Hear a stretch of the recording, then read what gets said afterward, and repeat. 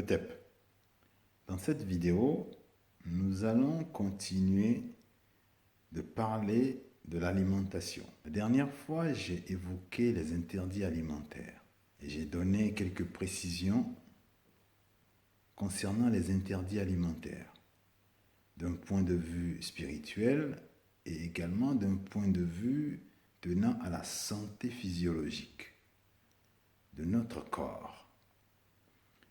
Aujourd'hui, je vais parler de ce que l'on mange.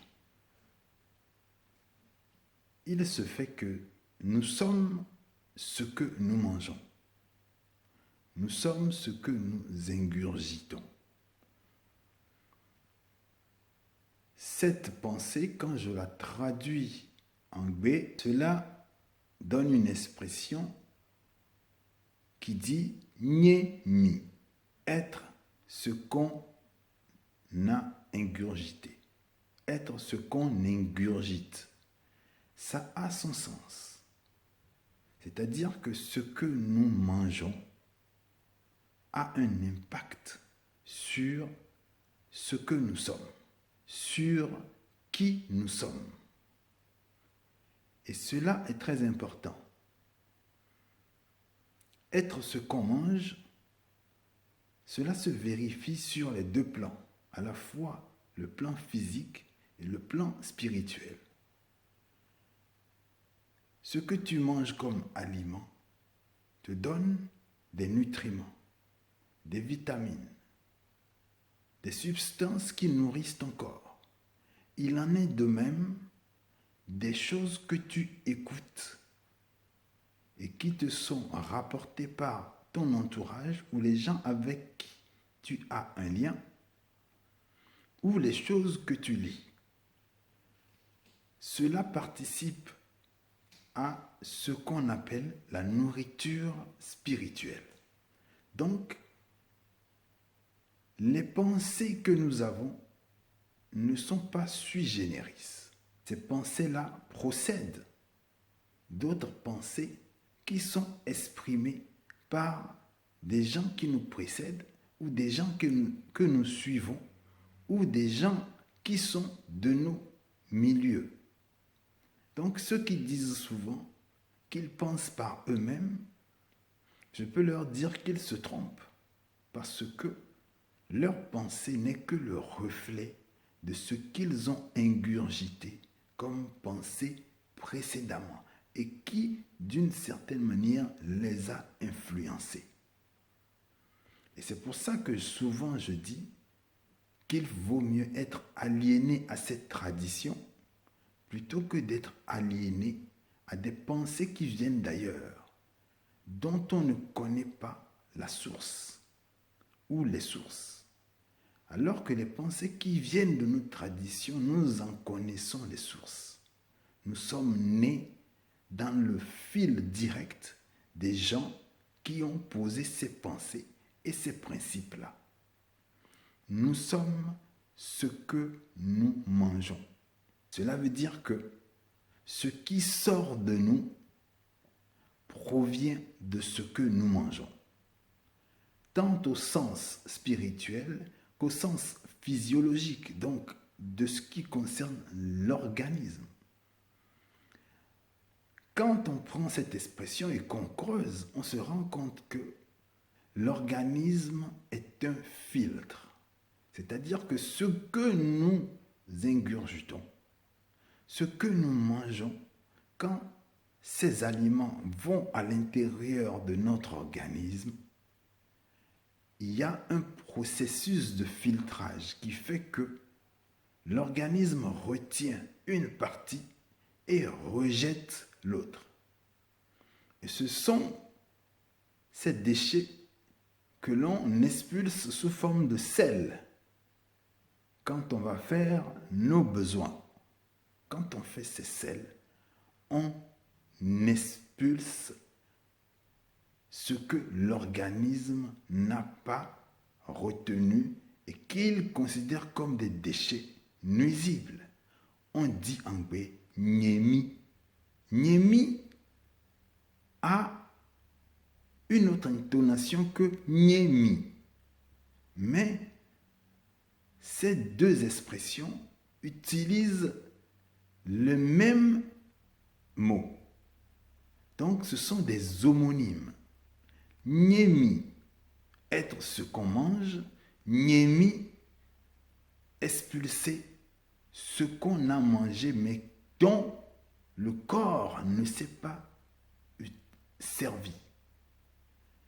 Cela veut dire que ce qui sort de nous est dû à ce qu'on a ingurgité.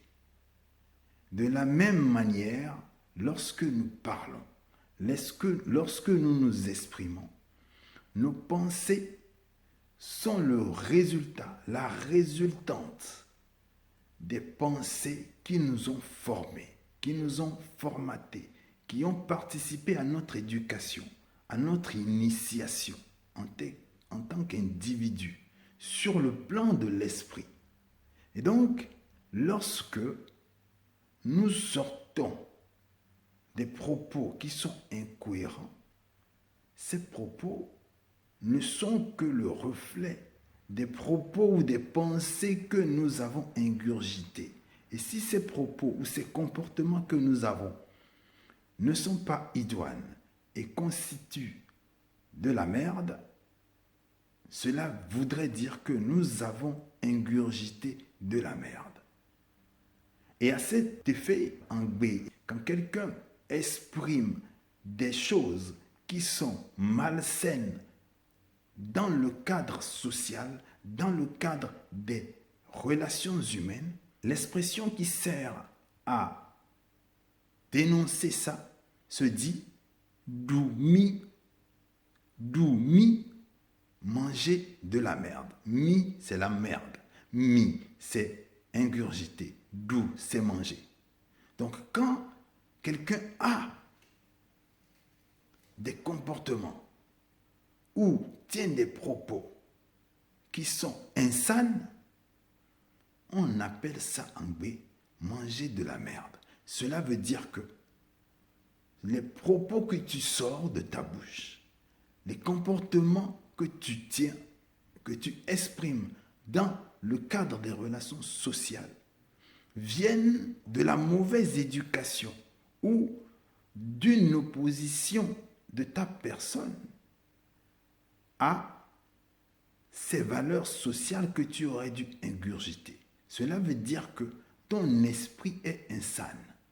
De la même manière que lorsque ton corps n'élimine pas les déchets, il devient insane et c'est là où on tombe malade.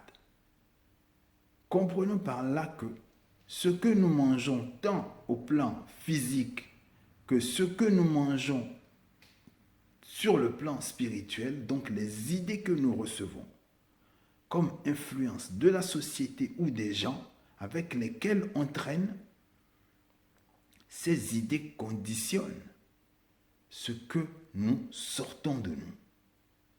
Donc, comme l'esprit, comme notre pensée, comme notre cœur, qui est le siège de la pensée dans nos traditions, il y a un filtre pour la nourriture physique, il y a également un filtre pour la nourriture spirituelle. C'est pour cela que la connaissance, l'éducation, la soumission aux traditions reste la norme. Beaucoup de gens fustigent nos traditions et se soulèvent contre. Et j'ai pour habitude de dire que nos traditions, quand on les étudie et qu'on a passé son temps également à avoir étudié les pensées, les données que l'école occidentale eurasiatique nous a fournies pour avoir nos diplômes et autres, quand on fait le parallèle, on se rend compte que sur bien des plans, dans beaucoup de domaines, nos traditions, nos valeurs sociales, nos valeurs spirituelles sont aux antipodes. C'est-à-dire qu'elles sont contraires aux valeurs que véhiculent, dans la majeure partie des cas, elles sont contraires aux valeurs que véhiculent les savoirs eurasiatiques, les morales occidentales. C'est cela qui doit nous interpeller et qui doit nous faire comprendre l'expression que j'ai utilisée. Nyemi, on est ce qu'on mange. Lorsqu'on est africain, on doit manger africain. Pourquoi? J'ai expliqué à des amis récemment le principe du métabolisme du corps humain. Nos ancêtres ont des habitudes alimentaires. Ces habitudes alimentaires sont vieilles de millénaires et elles ont fini par constituer un programme génétique. C'est-à-dire que l'organisme est habitué à la digestion, à la transformation, à la transmutation de certains aliments. Ce que nous mangeons en tant qu'Africains, je parlais de l'art culinaire. L'art culinaire est tradition. Donc ce que notre organisme arrive à digérer, c'est ça qui nous transmet les nutriments qui nous nourrissent. Et il y a des aliments que notre organisme n'arrive pas à bien digérer, donc à bien transformer. Ces aliments, lorsque nous les mangeons, nous créent des problèmes de santé parce que nous n'avons pas été habitués. Le corps n'a pas été programmé à cela. Lorsqu'on a par exemple envie de manger quelque chose, c'est parce que le corps sait, l'organisme sait ce qu'il retire de cet aliment et qui nourrit notre organisme avec des nutriments nécessaires pour accomplir certains métabolismes. On n'y pense pas, mais cela est ainsi. Donc, le simple fait de changer d'alimentation peut vous rendre malade, tout comme ce simple fait de changer d'alimentation peut vous guérir. Il en est de même sur le plan de la pensée. Lorsque vous avez de mauvaises pensées, cela veut dire que vous avez de mauvaises sources de la pensée. C'est-à-dire que les choses, les idées que vous avez intégrées au départ et qui forment l'ossature de votre manière de penser, de votre structure de la pensée est mauvaise. Personne ne naît, personne ne vient à l'existence pour souffrir, mais plutôt pour s'accomplir. S'accomplir par rapport à quelque chose de base. Et on est souvent dans la tradition dans laquelle on doit s'accomplir. C'est là tout le principe. Mais lorsque vous souffrez dans cette vie, c'est le signe que vous êtes sur le mauvais chemin. C'est le signe que vous êtes malade spirituellement. Tout comme lorsque votre corps est malade et développe des pathologies, c'est le signe que vous ingurgitez des aliments qui sont mauvais pour votre métabolisme et votre santé. C'est-à-dire que ces choses que vous mangez, le corps n'arrive pas à les éliminer, ni à en prendre des nutriments pour se nourrir, ni à les expulser.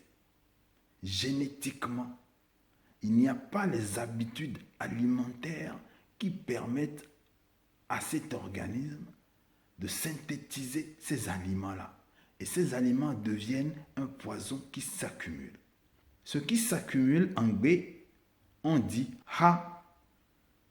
Et je parlais la dernière fois de la viande du cochon, du porc.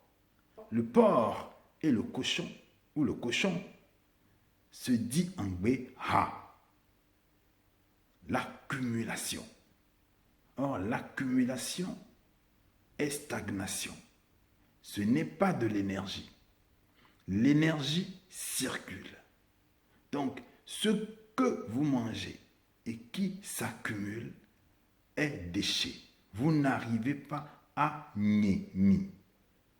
vous n'arrivez pas à expulser. Donc, ce que vous sortez de votre esprit, si cette chose est insane, c'est que c'est du A. D'ailleurs, en B, lorsque quelqu'un a des comportements, des attitudes insanes, on dit que la personne agit comme un cochon, comme un porc. Olo sigbe et hanene.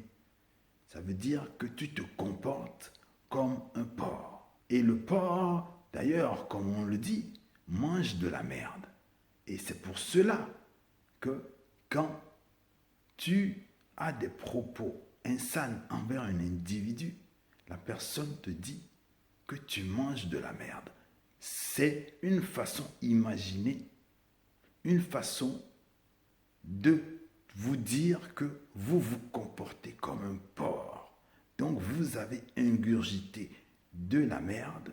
Il ne peut en sortir de votre bouche ou de votre organisme que de la merde. Vous voyez comment nos traditions, nos ancêtres construisent les choses. Il y a toujours une logique. Et cette logique est implacable. Je le dis toujours que quand vous commencez, vous arrivez à la fin, vous vous rendez compte que tout est d'un tenant et d'une logique claire et nette. Donc, ce que l'on mange nous nourrit. Et c'est dans les deux sens, physiologique, physique, organique et spirituel, philosophique, sur le plan de la pensée et de l'esprit. Et tout ce qui s'accumule est mauvais. Parce que la pensée est aussi de l'énergie. Lorsqu'on te transmet ta culture, elle ne doit pas stagner en toi. Tu dois l'exprimer. Tu dois l'appliquer. C'est ce qu'on appelle vivre sa vie. Vivre et faire son chemin. Tu reçois pour transmettre. Lorsque tu ne transmets pas, tu n'appliques pas. Cela veut dire que tu te comportes en stagnation, en accumulateur. Et l'accumulation, nous l'avons vu, je l'ai dit tout à l'heure, est un signe de mauvaise santé. Donc à la fois sur le plan physique que spirituel. Les gens qui, lorsque on vous donne une information qui peut vous apporter quelque chose, vous le gardez pour vous en pensant que en le transmettant à vos frères, à vos amis, vous allez leur permettre de se développer et que vous-même, vous allez être en reste. Donc vous gardez l'information pour vous. Souvent, qu'est-ce qui se passe? Vous n'utilisez pas vous-même l'information. Parce que si vous l'utilisez, les autres vont s'en rendre compte et vont en tirer conclusion. Ils vont vous copier. Mais comme vous avez envie de le cacher, vous ne le pratiquez pas non plus. Parce que vous savez en votre âme et conscience que si vous pratiquez, ils vont s'en rendre compte et vont le faire aussi. En fait, en fin de compte, vous cachez la chose aux gens, mais à vous-même aussi. Et c'est une maladie. Cette maladie-là est répandue dans nos communautés. Noirs s'entend. Nous avons cette mauvaise manie de donner de mauvais conseils à nos frères et sœurs. Pourquoi? Pour qu'ils se plantent et que nous soyons vus comme les meilleurs. Et c'est une mauvaise façon d'être en compétition. Une mauvaise façon d'être en collaboration, en interaction. Ce que tu caches aux autres, tu le caches à toi-même. C'est cela, la réalité. Et c'est cela qui fait que notre communauté est en retard. Parce que nous passons le temps à cacher les choses les uns aux autres. Ce que tu détiens aujourd'hui, le fait de le transmettre, permet à l'autre aussi de l'expérimenter, si besoin est. Parfois, c'est dans cette transmission à l'autre que tu découvres un nouveau palier une nouvelle porte qui s'ouvre et vers laquelle vous vous dirigez. Et cela vous permet d'avancer. Mais nous avons cette fâcheuse tendance de cacher. Donc la stagnation, qui est aussi le nom du porc et du cochon, permet de vous dire aujourd'hui que nous sommes non seulement malades, parce que nous ingurgitons de mauvaises pensées, des pensées qui ne cadrent pas avec nos traditions, donc nos sources spirituelles. Et de la même manière, nous en arrivons à rejeter nos traditions à la fois culinaires, vestimentaires, comportementales et ainsi de suite. Et c'est pour cela que nous sommes dominés. La raison est simple. Nous échouons parce que ce que nous ingurgitons ne correspond pas à ce que nous devons être. Il y a une opposition et ce que nous recevons, nous n'arrivons pas à le digérer. Nos états sont construits sur des modèles qui ne nous correspondent pas. Les lois et les règles qui sont appliquées dans nos pays sont imposées, inventées par des gens qui les ont conçues pour eux-mêmes, pour leur développement. Ce qui veut dire que ces lois vont dans leur intérêt. Lorsque nous nous en approprions et que nous les appliquions dans nos terroirs, nous travaillons pour eux et nous accumulons les déchets pour nous. Nous sommes ce que nous mangeons. Nyemi. Lorsque ce que tu manges cadre avec ton organisme, il arrive à bien filtrer, à garder le bon et à expulser le mauvais. La preuve, et c'en est une autre, lorsque nous avons parmi nous des gens de mauvais augure, des gens qui se comportent mal, nous sommes incapables de faire la police et de les expulser. Nous cultivons le mal en notre propre sein parce que dès le départ, notre esprit est perturbé. Notre esprit est nourri par le mal, les mauvaises choses, le fait de vouloir cacher, d'entraîner l'autre dans l'erreur pour se faire voir, pour se mettre en orbite soi-même, sous les projecteurs, en disant « me voici, c'est moi », l'égocentrisme. Voilà la question. Voilà comment le simple fait de savoir s'alimenter peut changer la donne sur le plan spirituel. Nous sommes ce que nous mangeons. Manger la viande et toutes ces choses-là, je l'ai dit la dernière fois, c'est malsain, c'est mauvais.